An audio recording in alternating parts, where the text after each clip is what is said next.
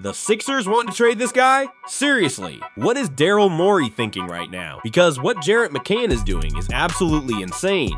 He's only 22 years old, coming off the bench in the Western Conference Finals, and he still had the confidence to take 21 shots. Most young players would play scared. McCain? He's pulling from deep without hesitation. Then came the play that shocked everyone, one-on-one against Wemby, a matchup that usually ends in a block. But McCain used a veteran move, created just enough space, and scored right over him. Then hit a little flex afterwards, cold. But the craziest part isn't even the scoring.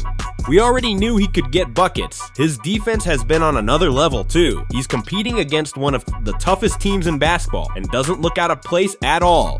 The final numbers? 24 points in just 27 minutes off the bench, at only 22 years old. So I'll ask again, why was anyone talking about trading this guy?